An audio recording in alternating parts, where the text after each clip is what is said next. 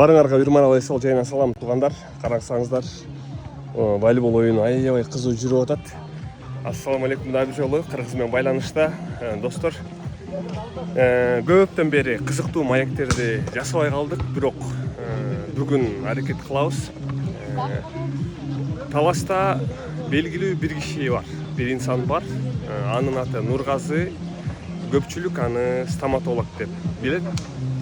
Ошол легендарлуу стоматолог чоң атабыз менен тааныштырып өтөйүн силерди. Ассаламу алейкум.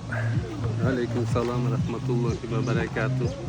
Кандай чоң ата? Манайыңыз жакшыбы? Жакшы, манай жакшы. Биз менен көрүшүп атканыбызга аябай кубанычтабыз.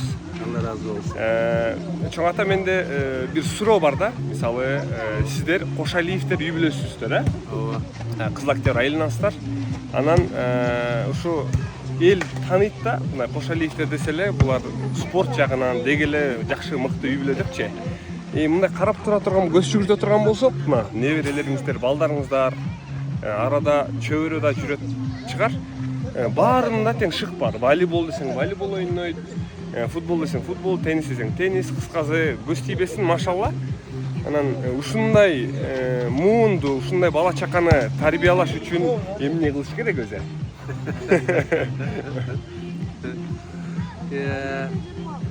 Биринчи кезекте ушул Аллахка миң мерте ыраазычылык айтабыз. Ошол себеби биздин Кошалиевдердин фамилиясын алып жүргөн балдар 8 бир тууган элек. 8 бир тууган азыр 7-өсү бар, бирөөсү кайтыш болуп кетти. Ушул 8-дин балдары, 8-дин балдары ушул спорт менен, топ менен ушундай чоң оюшту.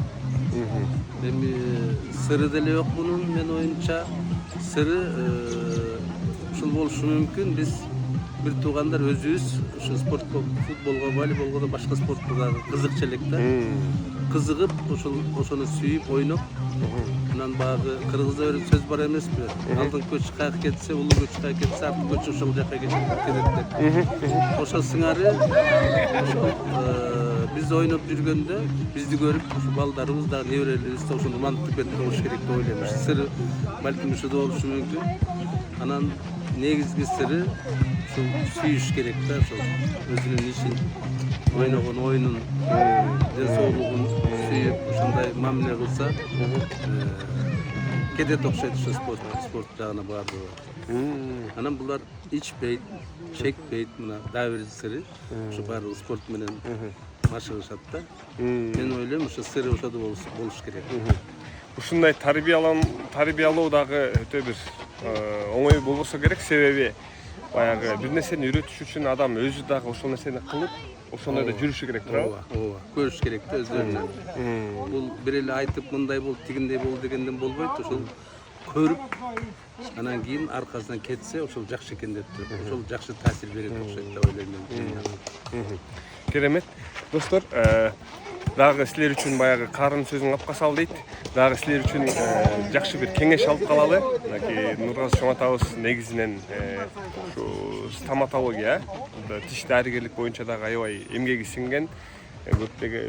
Мен да бир кайрылгам учурумда, жада калса, аталарыбыз, бир туугандарыбыздан тышкары анан эркин микрофон кылып, чоң ата бир жаштарга кандай кеңеш берет элеси азыркы күндө?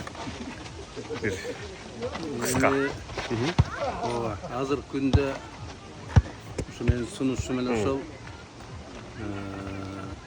Азыркы күндө ушундай информациялар, ушундай бир развлекательный немелер абдан көп. Адамдарды, жаштарды өзүнө бурганчы ошончолук көп.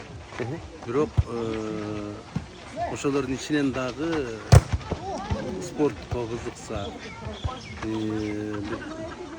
эми орусча здоровый жизнь деп коет, таза жашоого кызыкса, балдарды кызыктырсак, ошол жака өткөрсөк, анан кийин ушул өзүнүн кесибин, өзүнүн иштеген ишин сүйө турган акыбалга алып келсек, ошондо ушул балдарга жакшы тарбия болот го деп ойлойбуз. Бул бир экинчи кезекте мен жана айтып атпадым, ушул спортко сүйүш керек деп. Ошол эгерде биз Кудайды сүйүп, ошол жаратканыбызды сүйүп, ошолордун ошону айткан аткарабыз, аракет кылсак, диндар адамдар болсок, бул өтө маанилүү азыркы тапта. Бул спорттон дагы ошол маанилүү, ошол намаз окуп, 5 убакыт өзүбүздүн жаратканыбызга жалынып, ошого ыраазы болуп, ушун жаратканына шүгүр кылсак жакшылыгыбызга. Бул эң негизги нерсе деп ойлойм да. Анан эми эл өзү тараза, эл таразалайт, кандай балдар чоң балдар иште ойноп күлүп атат. Өстөрү күбө болот, бара-бара. Өздөрү күбө болот эле да. Керемет достор, мынакей чоң атадан чыккан алтын кеңештер болду. Баарыңарга ийгилик. Кыргыз менен байланышта мынакей дагы бир жолу көргөзөтөйүн. Кошалиевдер үй бүлөсү. Бул жакта жартысы жүрөт. Көз тийбесин, балдарыңыздардын